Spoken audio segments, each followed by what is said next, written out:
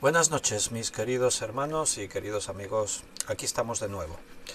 Vamos a por la parte final de este domingo, porque ya venimos de por la mañana estar reunidos, celebrar el culto al Señor juntos.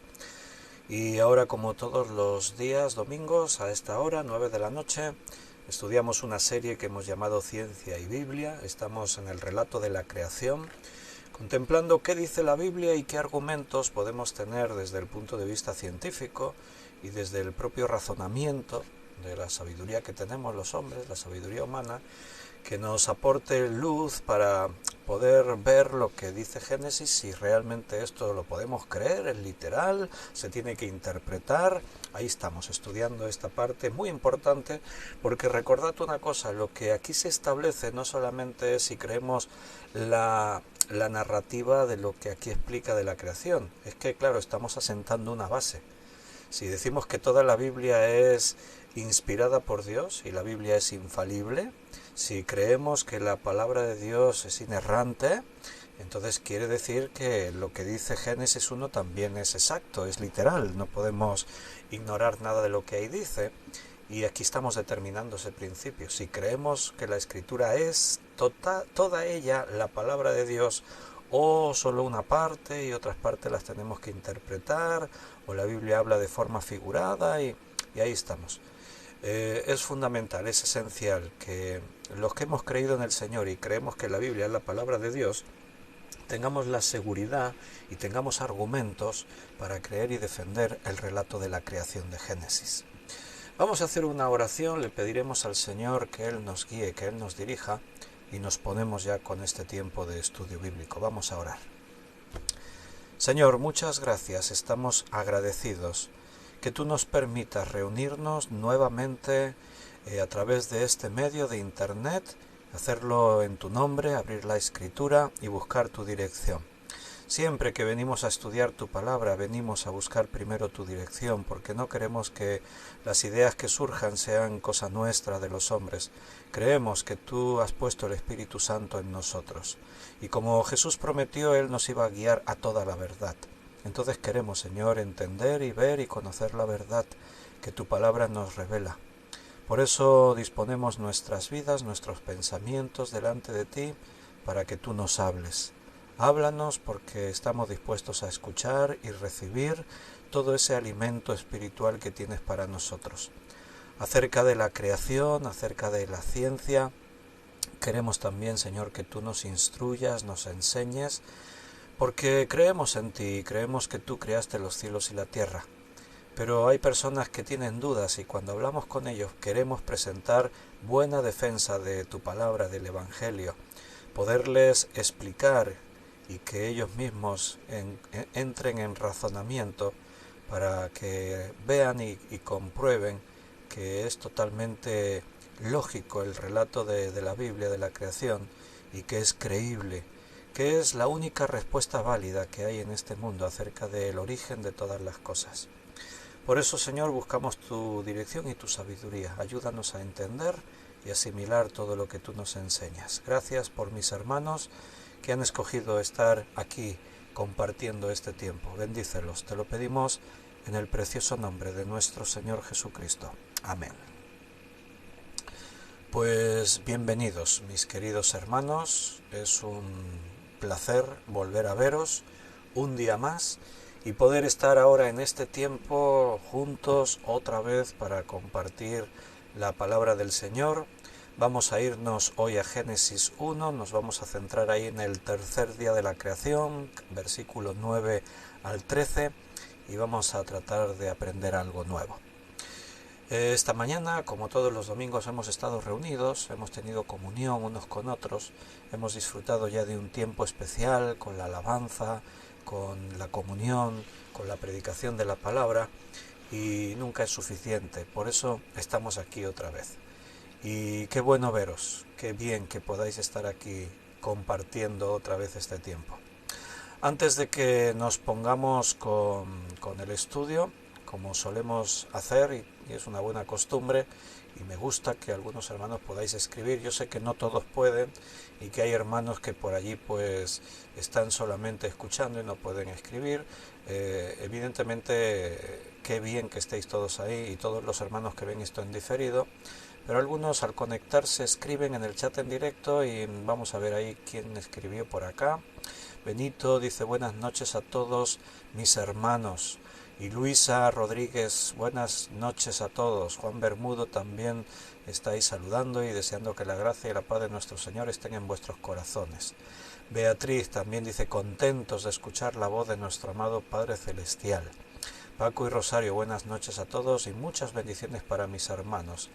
David, Liliana, David y Daniela dicen buenas noches. José Luis Calvo, ahí está también, deseando que la gracia y el amor de Dios esté con todos. Carmen Reyes también está ahí saludando, Dios os bendiga en abundancia. Y en el chat de Paola, ahí está Nerea, también saludando, que el Señor os cuide, dice Nerea. Pues muy bienvenida Nerea un día más, qué bueno que estés ahí. Lucía no está porque se va a dormir más pronto, es más pequeñita. Paola y Nerea, bienvenidos, que Dios os bendiga. Ana Rita dice, bendiciones, dice Ana Rita. Bienvenidos, esos son los mensajes que han entrado hasta este instante, hasta este momento. Y vámonos a Génesis capítulo 1, versículo 9 al 13, como hemos dicho. Estamos viendo el tercer día. Comenzamos a verlo hace un par de semanas y después estuvimos hablando de otras cosas relacionadas evidentemente con todo esto.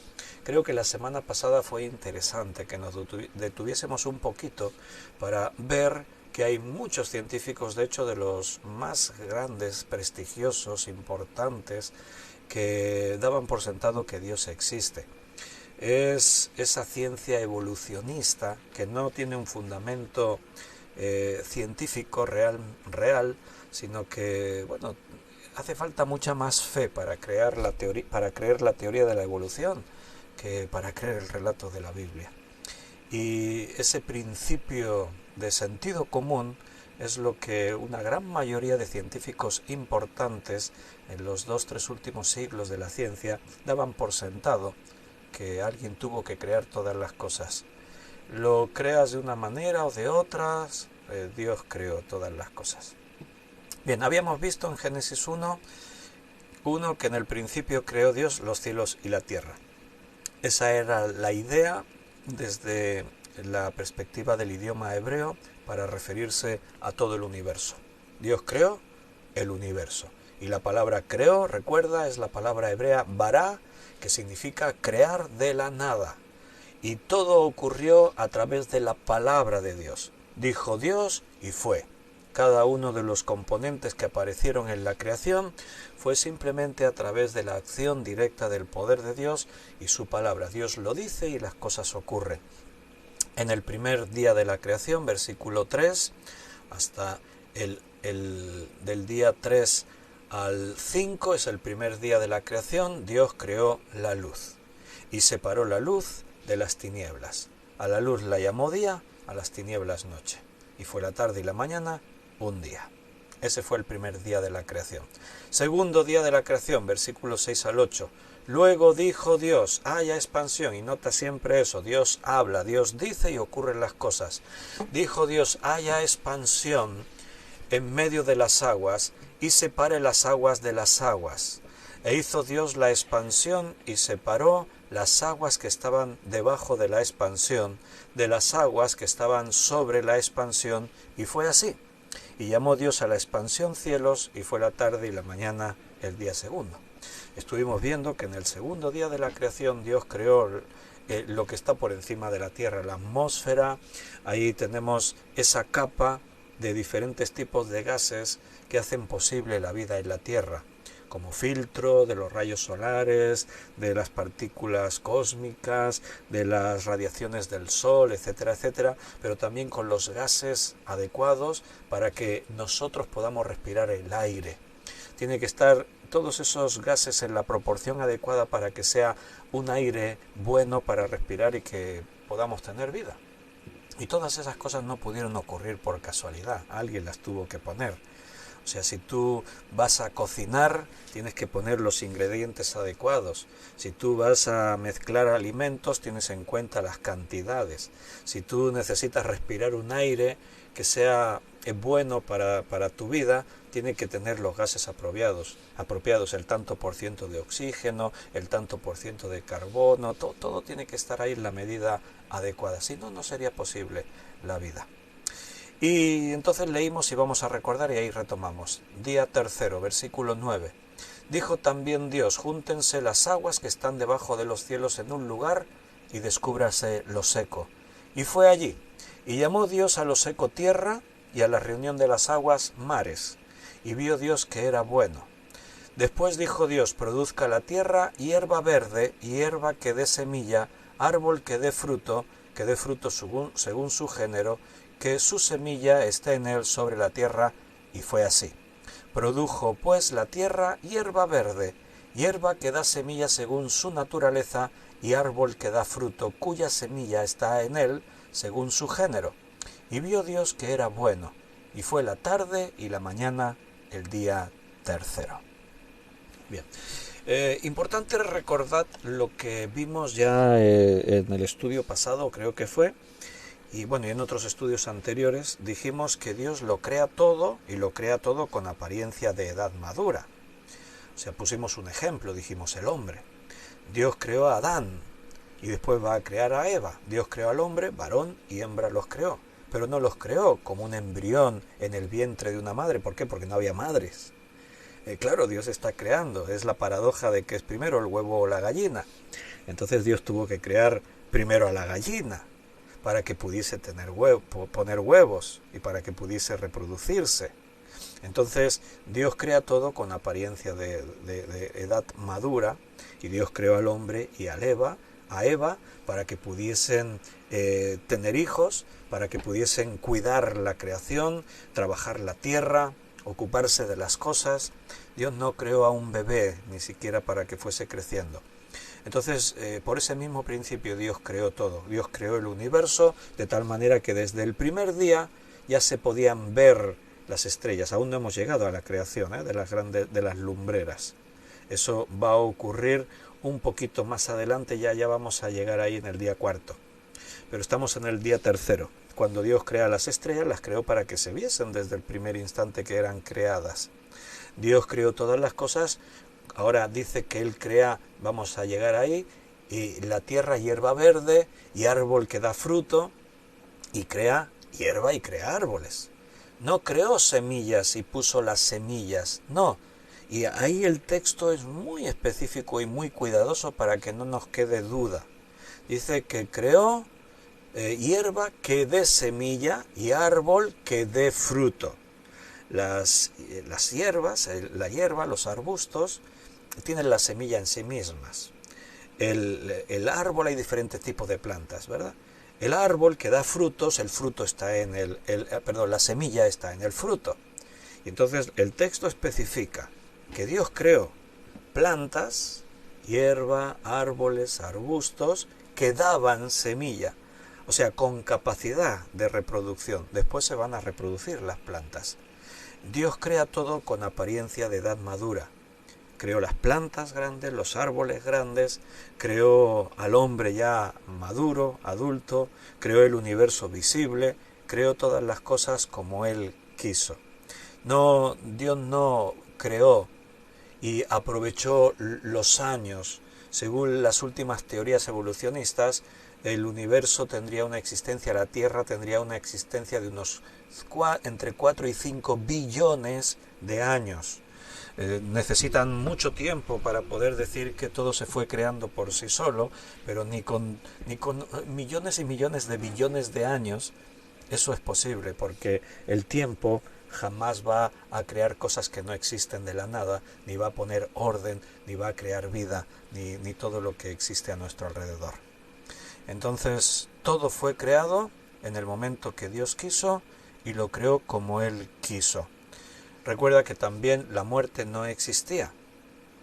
Y todo esto ocurrió entre 6.000 y 10.000 años atrás en el tiempo.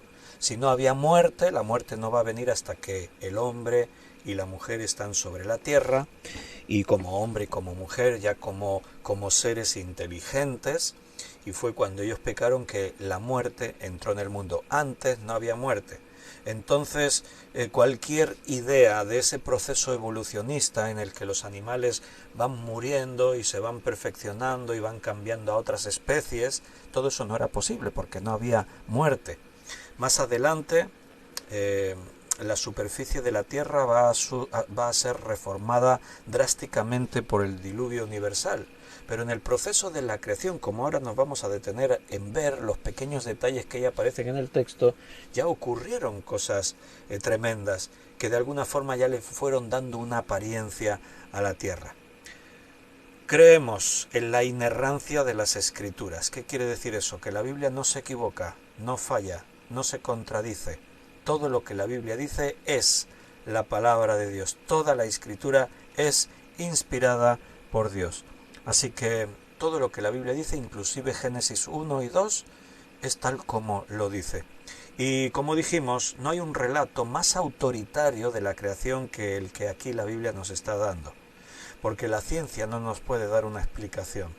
Pero la palabra de Dios nos lo dice. La explicación, y es razonable, y es comprensible, es aceptable, es que Dios lo creó todo. Un ser superior, poderoso, sabio, que creó con propósito y dándole orden y propósito a todo lo que estaba creando. Entonces, todo lo que el relato del Génesis dice está en perfecta armonía con lo que la ciencia plantea. La evolución, a pesar de que ha sido aceptada como un absoluto por parte de una gran mayoría, es insostenible, y cuanto más sabemos con el paso del tiempo del universo y de la vida, más insostenibles se vuelven las ideas y teorías de esta ciencia atea de la evolución.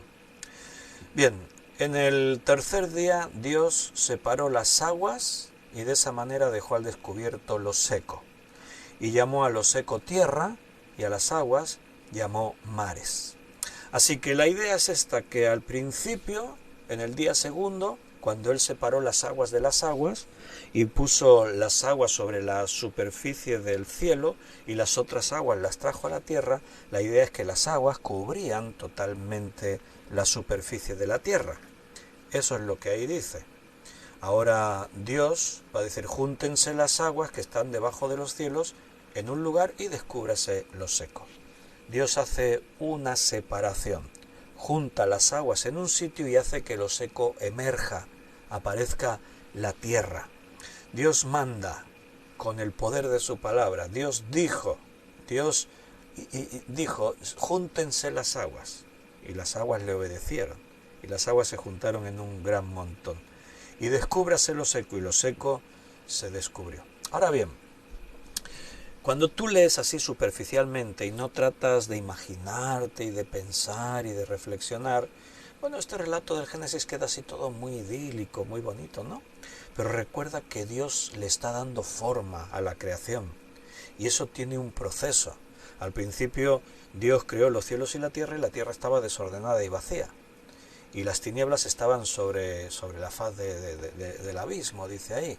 Estaba todo estaba por tomar forma. No es que Dios creó mal, no, es que Él primero crea los elementos, la materia prima, y a partir de ahí Él le va a ir dando forma y nos lo explica cómo lo hizo. Entonces, al principio de todo, Él ya tiene los elementos y ahora Él les va a dar forma. Pero al darle forma, tienes que imaginarte que eso también fue un proceso realmente sorprendente. ¿Te puedes imaginar el proceso de esto, de que las aguas se pongan todas en un montón y aparezca lo seco? Imagínatelo. Dios está obrando con su poder. Él habla y ocurren las cosas, pero ocurren. O sea, la tierra todo está cubierto por agua. Y ahora Dios habla y dice: descúbrase lo seco, júntense las aguas debajo de los cielos en un lugar, descúbrase lo seco. Y la tierra obedeció. Y de pronto las aguas, puedes imaginarte, estamos hablando del desplazamiento de millones y millones y millones de metros cúbicos de agua, moviéndose en la superficie, la tierra emergiendo. Al emerger la tierra, las aguas que están ahí se desplazan, o sea, corren por encima de la tierra, provocando que ahí se formasen canales, erosión. Después la ciencia evolucionista, que trata de explicar la forma del planeta Tierra, si tú cortas una montaña, cuando se hace una obra, eso se puede ver, ¿no? Por ejemplo, hay que pasar una carretera por una montaña. Entonces se cortan laderas de las montañas. Y cuando cortan una ladera de una montaña, tú puedes ver las diferentes capas que hay ahí, capas tectónicas, capas ahí de la erosión, ¿no? Entonces, la ciencia evolucionista que niega a Dios dice que esas capas se formaron a través del paso de millones y millones de años. Pero esas mismas capas pudieron formarse por procesos como el de la creación mismo o como el del diluvio. En el diluvio, evidentemente, toda la superficie de la Tierra fue reformada, y fue reformada drásticamente y dramáticamente. Fue un cataclismo global. Ocurrieron cosas terribles. Pero en la propia creación ya hubo procesos de este tipo, porque cuando Dios dijo descúbrase lo seco, las aguas ahora se desplazan, pero al desplazarse es cuando la tierra emerge. Ahora nosotros sabemos que en el fondo de los océanos pues hay grandes abismos, hay abismos tremendos en la tierra, y esos abismos son profundos, son muy profundos, y acogen pues ahí realmente partes en el Atlántico, el océano Atlántico. Hay unas fosas, la fosa de las Marianas es la parte más profunda de los fondos marinos. Llega casi a 12.000, no, bueno, casi no, creo que está por ahí por los 12.000 metros de profundidad. Os voy a compartir pantalla con imagen para que podáis ver. Muchas veces recurro al Google Earth, que es esta aplicación de Google en el que podemos ver la Tierra vista desde satélite, ¿verdad? Bueno, pues aquí se ve, aquí está la plataforma continental de América, y aquí está África y Europa. Y aquí en medio está el océano Atlántico. Bien,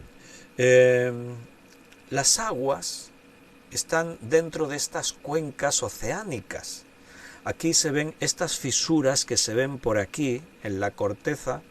Aquí lo que se ve más oscuro, ¿veis? Cerca de la costa se ve un color más claro, porque esto está más cerca de la superficie, hay menos profundidad. Pero fíjate que de pronto aquí el color se ve más azul. ¿Por qué? Porque aquí el fondo del océano entra en una gran profundidad. Y hablamos de 5.000, 6.000, 7.000, 8.000 metros de profundidad, hasta esos 12.000 metros de profundidad que hay en estas especies de grietas, de fisuras, que son esas fosas oceánicas que están a tremenda profundidad. Y eso pasa en todos los océanos. Este es el Atlántico, pero si nos vamos aquí detrás, que está el Océano Pacífico, pues exactamente igual. Podéis ver cómo en esta parte de lo que sería América también la plataforma, y cómo aquí de pronto las profundidades de los océanos se ven aquí. Bien.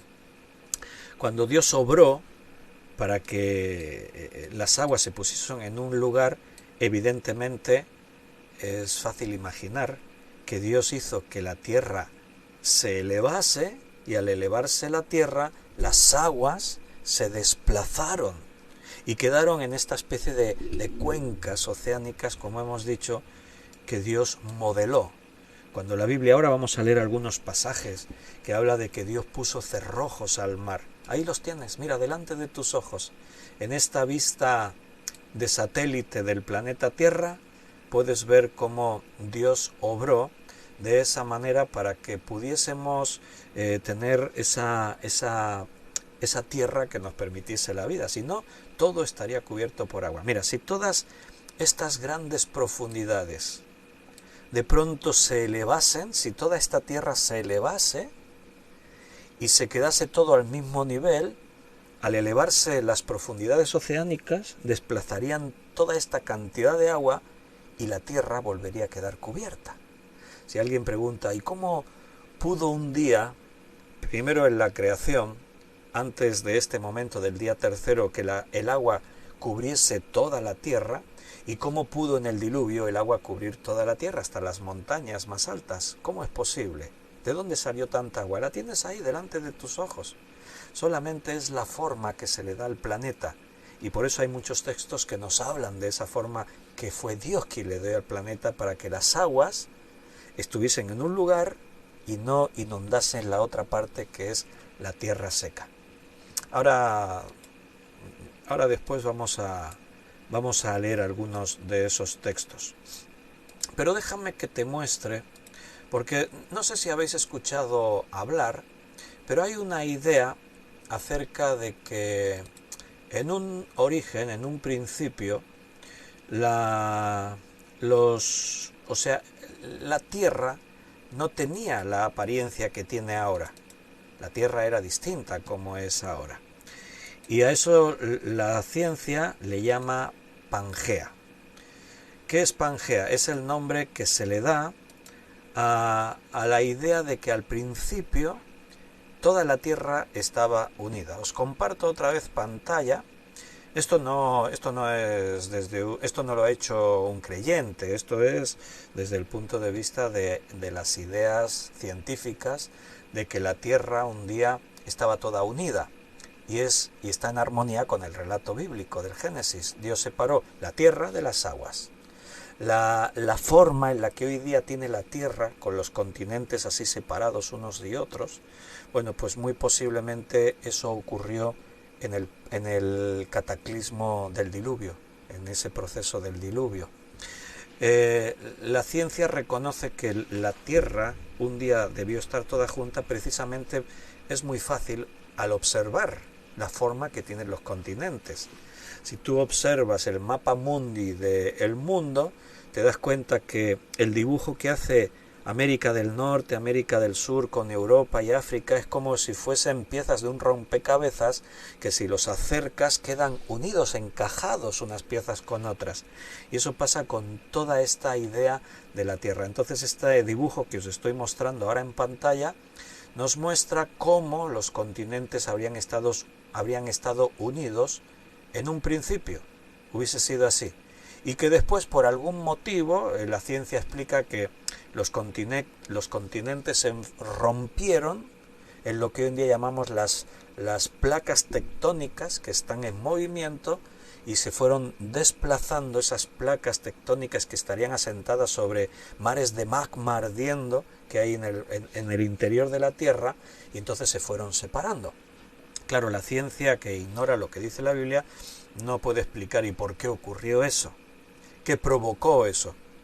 No sabemos. Ocurrió por este proceso de millones y millones y millones de años. Bien, el relato del diluvio nos da una explicación aceptable y lógica, porque en el relato del diluvio dice que se abrieron las fuentes de los abismos de la tierra y las cataratas de los cielos. No fue solamente que empezó a llover y a llover, y entonces eso provocó que la tierra se fuese llenando poco a poco. No. Está hablando de un cataclismo universal en toda la dimensión que te puedas imaginar y que no nos imaginamos. Os muestro otra vez las imágenes del satélite del Google Earth. Si veis, por ejemplo, lo que os decíamos, mira, por ejemplo, América del Sur está aquí y África que está aquí. Si tú unieses esta pieza con esta, te das cuenta que es como que encajan a la perfección. Y si miramos hacia arriba, pues lo mismo ocurre con América del Norte, está aquí, y la parte de Europa, el Mediterráneo no existiría, Europa se acercaría a África, toda esta parte de aquí de América del Norte se uniría a toda esta parte de Europa, y lo mismo pasa en la parte de Asia. Ahí está, es como que, mira, Australia como que se desprendió una gran placa ahí del resto del continente, y entonces es muy fácil observar a simple vista que esto es así. O sea, los científicos no tuvieron que sudar mucho, imaginar demasiado para decir, vaya, parece que un día la Tierra estaba toda junta en un mismo lugar, y a eso se le llamó Pangea, estaba todo unido en una misma parte. Y eso es lo que el relato del Génesis nos dice. Génesis nos está dando esa explicación. Está diciendo que en el día tercero Dios dice: júntense las aguas en un lugar y descúbrase lo seco. Y esta es la idea lógica de que toda la tierra estaba en un lugar y las aguas rodeaban la tierra. Eso es lo que el relato del Génesis nos dice. En Job, capítulo 38, habíamos leído ya algún pasaje de estos, pero vamos a recordarlos. En Job 38, versículo 4 al 11,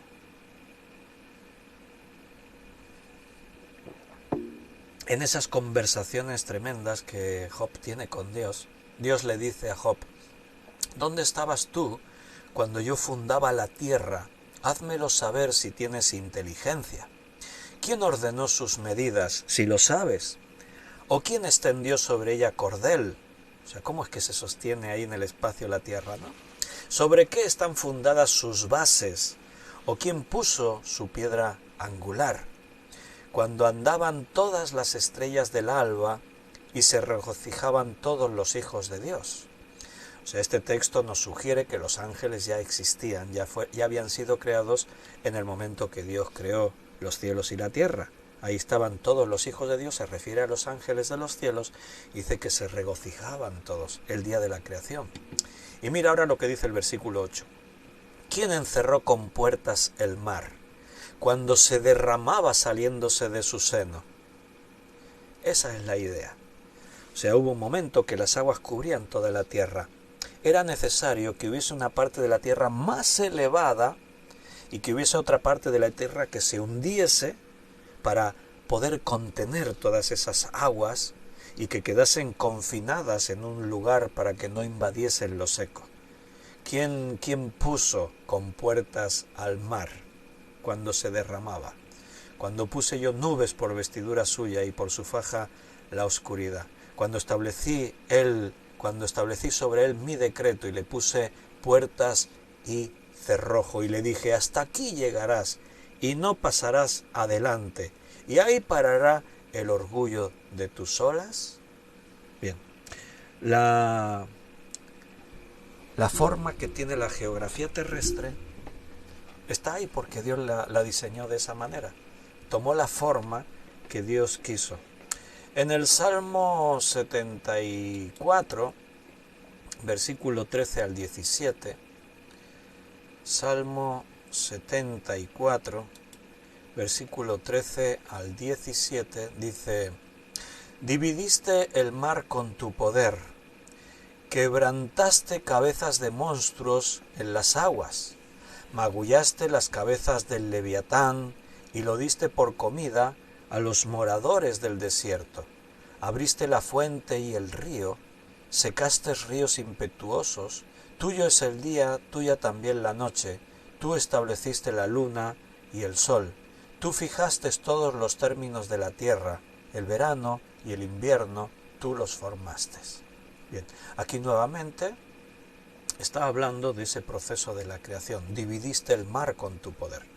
Algunos creen, está hablando de cuando cruzaron el Mar Rojo. No, está hablando de la creación, si te diste cuenta en el contexto.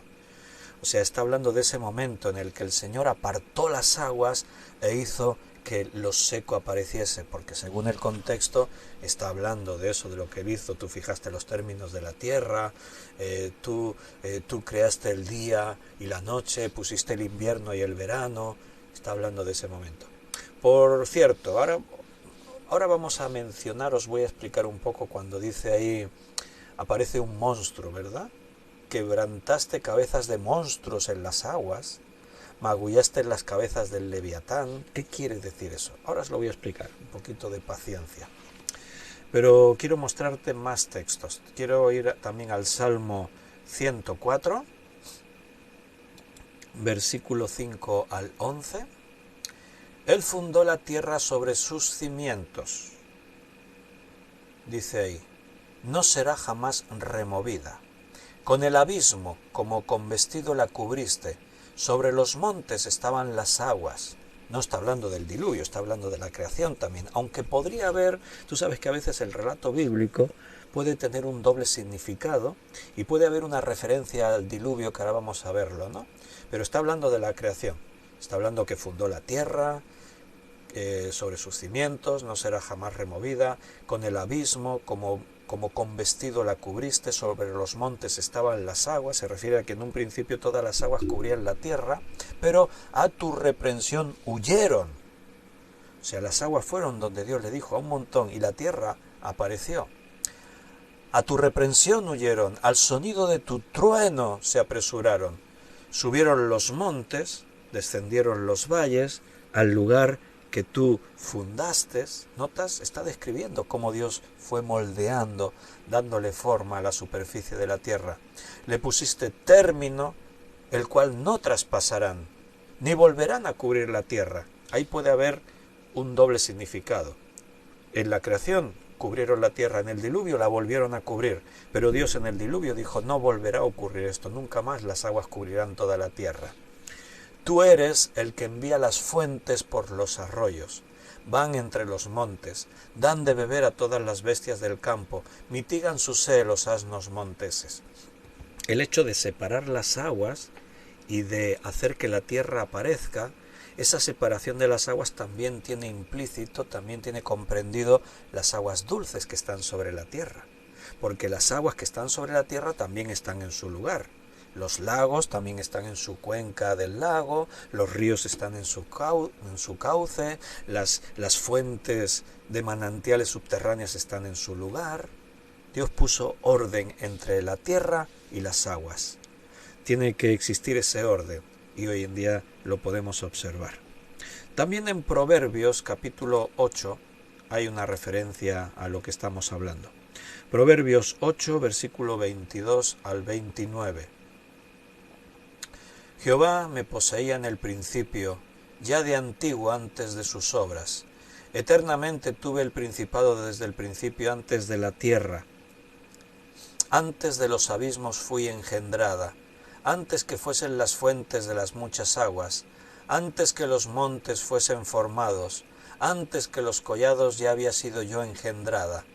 No había aún hecho la tierra ni los campos, ni el principio del polvo del mundo. Cuando formaba los cielos, allí estaba yo. Bueno, ¿de quién está hablando? A ver, me paro ahí un momentito, porque dice, ¿a quién se está refiriendo? No sé. ¿Quién dices tú? Si así os hago participar. Sigo leyendo, ahora respondemos si nadie escribe. Cuando formaba los cielos, versículo 27, allí estaba yo. Cuando trazaba el círculo sobre la faz del abismo, cuando afirmaba los cielos arriba, cuando afirmaba las fuentes del abismo. Notas que siempre habla ahí de las aguas y menciona el abismo, las grandes cuencas oceánicas, esas fosas oceánicas. Cuando ponía al mar su estatuto, para que las aguas no traspasasen su mandamiento, cuando establecía los fundamentos de la tierra. Ahí está, otra vez en uno de estos libros poéticos de sabiduría, ahí se vuelve a mencionar el día tercero, cuando Dios separó lo seco de las aguas. ¿A quién se refiere ahí? Cuando dice antes de que tú creases todo esto yo ya estaba, yo ya existía, habla de la sabiduría. Los primeros capítulos de Proverbios hablan de la sabiduría, y la sabiduría ya existía con Dios, claro, antes de que Dios crease todas las cosas, antes de que Él pusiese cerrojos al mar. Bien, os dije antes que os iba a tratar de explicar por qué en el Salmo 74 se menciona un monstruo. Nosotros hemos dicho antes que todo lo que la Biblia dice es la palabra de Dios, es inerrante, la Biblia no se equivoca, pero cuando tú llegas aquí y lees, dividiste, estoy en Salmo 74:13, dividiste el mar con tu poder, quebrantaste cabezas de monstruos en las aguas, magullaste las cabezas del leviatán. A más de uno podría parecerle que esto es como una narrativa fantástica, habla de monstruos marinos y de que Dios dice ahí que quebrantó las cabezas de los monstruos de las aguas. ¿Qué quiere decir eso? ¿Qué explicación tiene, no?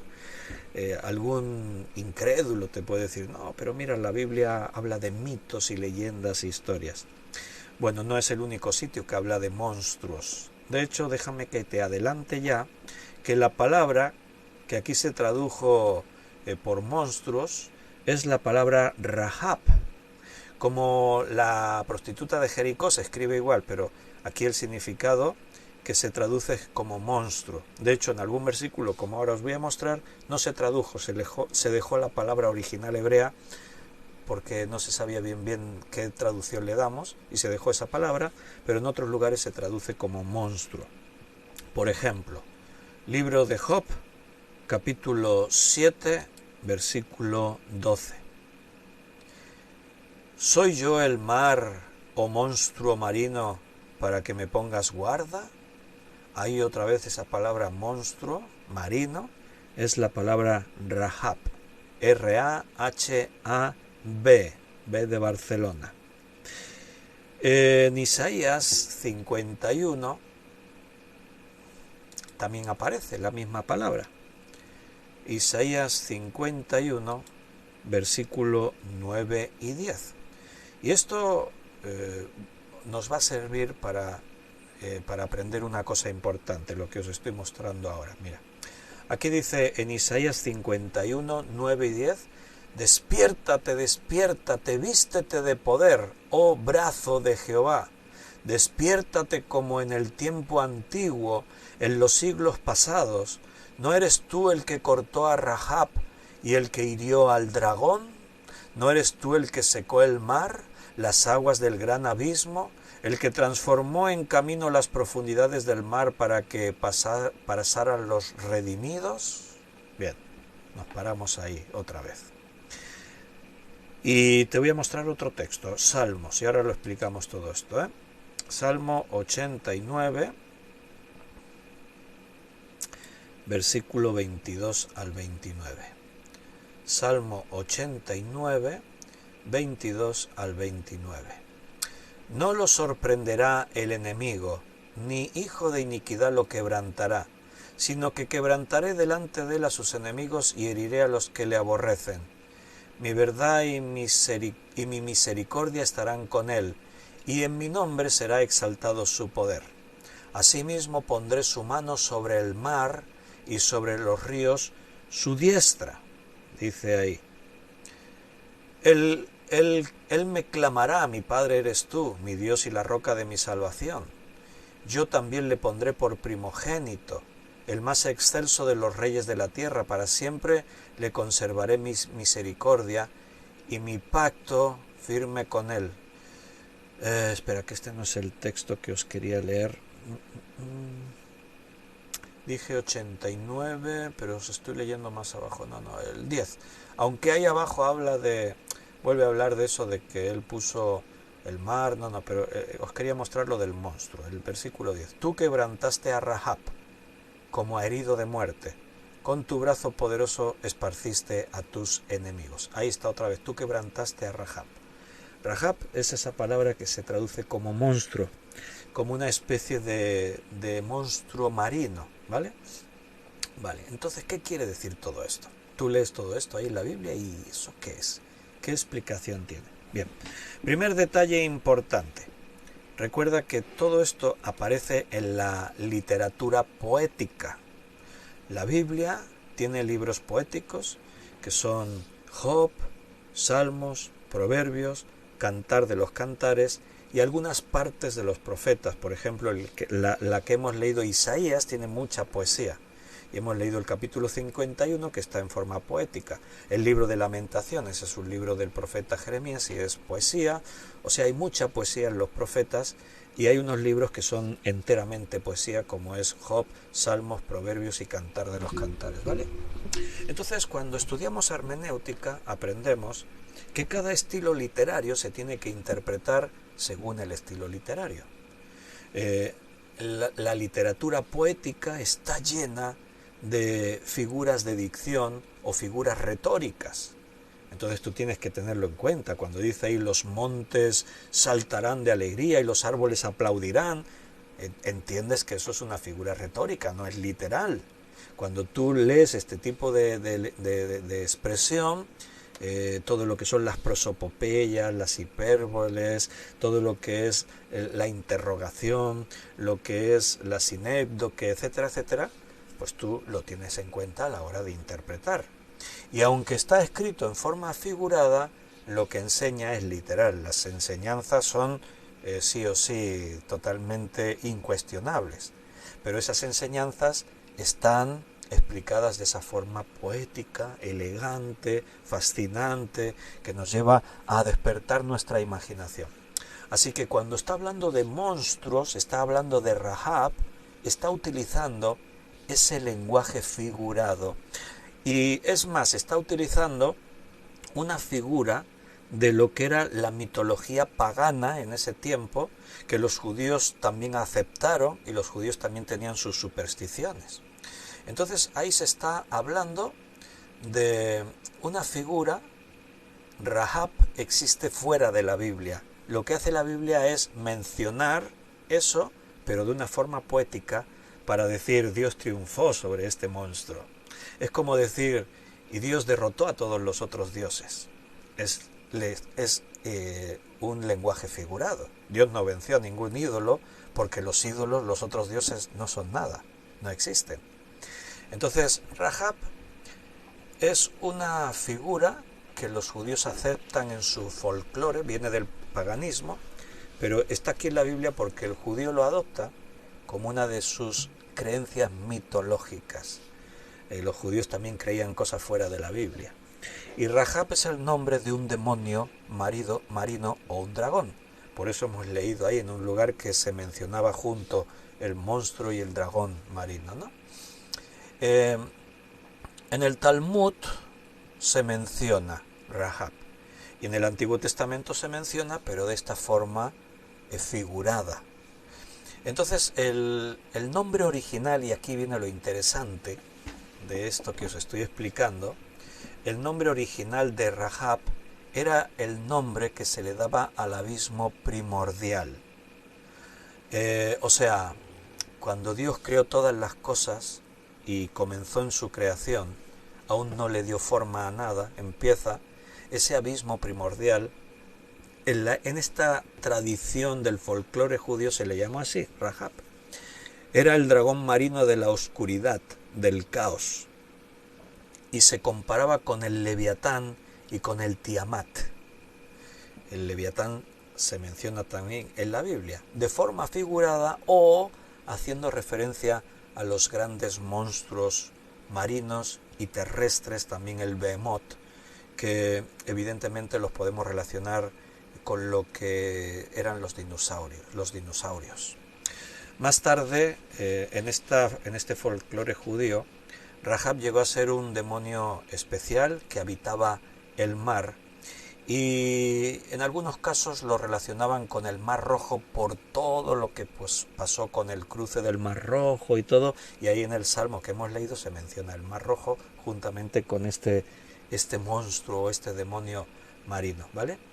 Entonces, según la tradición hebrea, este monstruo marino, este demonio marino o ángel, como ellos decían, de la insolencia y del orgullo, era el responsable de agitar las aguas, producir tempestades, y por eso, en los textos que hemos leído, dice, y Dios puso cerrojos a los mares, derrotó al monstruo marino, pero no es porque eso la Biblia esté diciendo que ocurrió así. Está utilizando, según la poesía bíblica, para decirle al judío, no te preocupes, hombre, Dios puso el mar en su sitio, derrotando al monstruo marino, a Rahab, el demonio de las aguas, o el dragón de las aguas. Es como cuando en algún lugar, por ejemplo, allí donde Elías le decía a los profetas de Baal, gritad más fuerte. Eso es que Baal está dormido y no os oye. Tenéis que gritar más fuerte, a ver si se despierta. La Biblia utiliza ese tipo de lenguaje. En este caso lo que Elías estaba usando era ironía. Estaba hablando irónicamente para decirles, Baal no existe. Por mucho que gritéis no os va a oír. pero lo decía de esa forma irónica para traernos esa enseñanza. Algo así es como cuando ahí hemos leído, ¿no? Que dice que Dios pues está ahí poniendo límites en los mares. Ahora que tenemos en cuenta esto, mira, vamos a volver a leer, por ejemplo, Isaías 51, versículo 9 y 10. Despiértate, despiértate, vístete de poder, oh brazo de Jehová. Despiértate como en el tiempo antiguo, en los siglos pasados. ¿No eres tú el que cortó a Rahab y el que hirió al dragón? ¿No eres tú el que secó el mar, las aguas del gran abismo?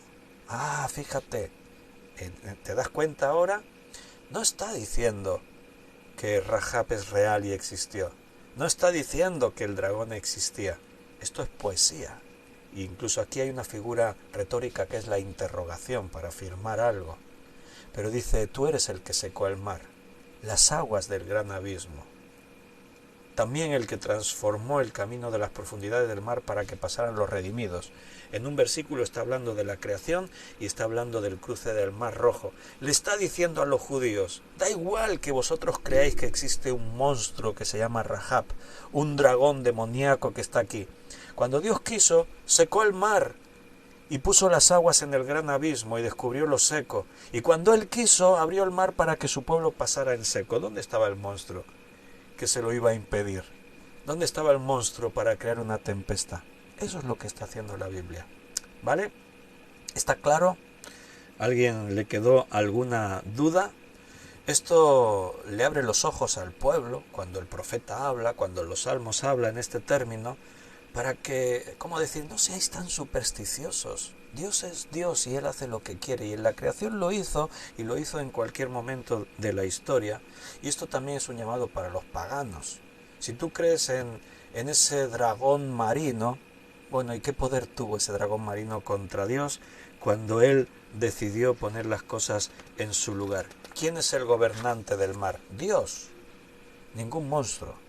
Fue Dios el que le puso cerrojos a los mares para que no pasasen a lo seco. Y fue Dios el que en el día de la creación habló y aparecieron las cosas tal como Él las dijo. Y me vuelvo a Génesis 1 porque precisamente esta ilustración del monstruo Rahab nos sirve para venir ahora a Génesis y decir lo que decíamos. Ese lenguaje aparece en la literatura poética. Job, Salmos, Proverbios, esa parte de Isaías que es poesía. Y Dios puso todo en su sitio a pesar, entre comillas, del monstruo marino y de lo que tú te creas. Pero el relato del Génesis no es poesía. Lo que aquí estamos leyendo, Génesis 1 y 2, es historia, es narrativa. O sea, que todo esto lo aceptamos literalmente y no tiene que ser interpretado. Nosotros sabemos identificar lo que es poesía y lo que es narrativa y nos cuenta la historia tal como ocurrió. En Génesis 1 y 2 no hay elementos fantásticos ni mitológicos. Aquí no hay ninguna batalla entre Dios y un monstruo. Aquí Dios habla y las cosas ocurren. Dios dice y las cosas son hechas. Entonces, aquellos que aún siendo, vamos a decir, entre comillas, cristianos, porque no sabemos bien el que cree y el que no cree, es difícil diferenciar entre el que es solamente un religioso y el que ha creído de verdad y es salvo, pero aquellos que están ahí confundidos, porque en mi colegio dicen que la evolución, porque mi profesor dice que Dios no existe y que todo fue creado de la nada, porque aún dentro de círculos cristianos dicen que no, que el mundo no fue hecho en 6 días de 24 horas, sino que pasaron millones y millones de años. Claro, el que quiere creer lo que dice Génesis se encuentra ahí en un conflicto, porque es que mi profesor, mi maestro, es que el pastor en algún caso dice, y yo leo en Génesis otra cosa. Entonces, ¿cómo se entiende esto? ¿Y qué se hace? Buscar una explicación. No, es que hay que interpretar lo que dice Génesis. Porque ahí dice, y fue la tarde y la mañana un día. Sí, pero en otro sitio de la Biblia dice que para Dios un día son como 1000 años y 1000 años como un día. No, pero en su día ya explicamos eso. Esa expresión aparece en un lugar tratando de ilustrar que Dios vive en la eternidad y que Él no tiene prisa y que el tiempo para Él cuenta de otra manera, pero no lo está aplicando a la creación, y aunque lo aplicara, un día, si fueran 1000 años, con 1000 años no hacemos nada.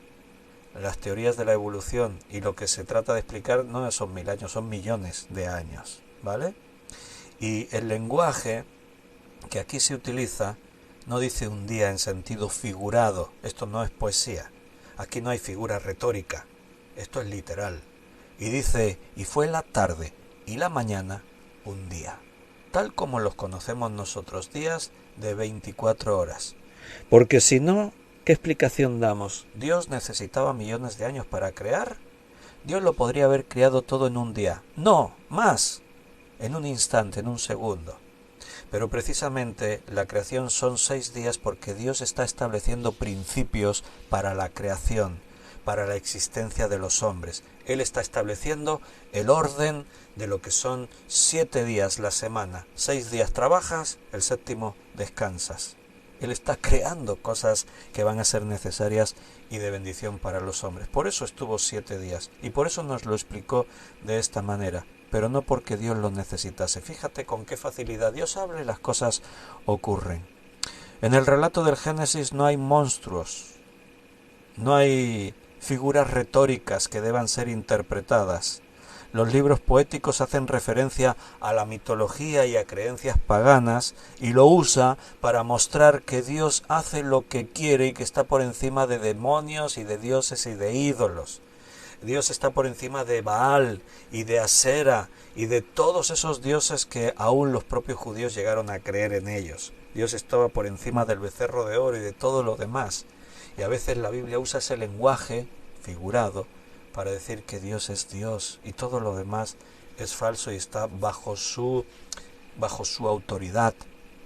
Pero Génesis es narrativa, es historia. Aquí no hay elementos fantásticos ni mitológicos. No hubo ninguna batalla entre Dios y monstruos. Dios habla y todo es hecho. Y dijo Dios, sea la luz, y fue la luz. Y vio Dios que la luz era buena. Y dijo Dios, júntense las aguas que están debajo de los cielos en un lugar y descúbrase lo seco, y fue así. Y llamó Dios lo seco tierra, y a la reunión de las aguas llamó mares. Y vio Dios que todo era bueno. Y que era bueno, no un poquito, no, en gran manera. Todo fue creado por Dios.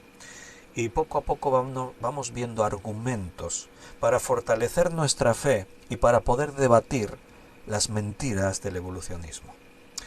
Y nos vamos a quedar ahí porque ahora iba a entrar en lo de la creación. Todo esto está ocurriendo en el tercer día. La separación de las aguas de lo seco, que es la tierra, y la creación de la hierba, los árboles, todos los vegetales. Pero nos vamos a quedar ahí y el próximo día retomaremos aquí y hablaremos de eso, de la creación de los vegetales, porque hay cosas aquí muy interesantes. Nos vamos a fijar en esos detalles. Hierba que dé semilla, árbol que da fruto. El relato del Génesis utiliza palabras científicas, principios científicos. Y lo vamos a estar viendo el próximo día, porque hoy ya no nos da tiempo. Hemos cumplido con nuestra hora de estudio bíblico, así que nos vamos a despedir por hoy. Espero que Dios os bendiga ahí en su palabra, que disfrutéis de esta palabra cuando la compartimos así juntos. Ese es mi deseo, que seáis bendecidos y que la palabra de Dios dé fruto en vuestra vida. Nos despedimos, ya comenzamos semanas, mañana lunes estaremos, ya hoy es 19 de febrero, pues ya vamos a la recta final de este mes. Y si Dios quiere, mañana, pues a las 9 de la noche nos volveremos a encontrar, abriremos la Biblia y estudiaremos juntos. Un abrazo muy fuerte, espero verte por aquí mañana, si Dios quiere, ahí estaremos nuevamente. Hasta mañana, un fuerte abrazo a cada uno de vosotros.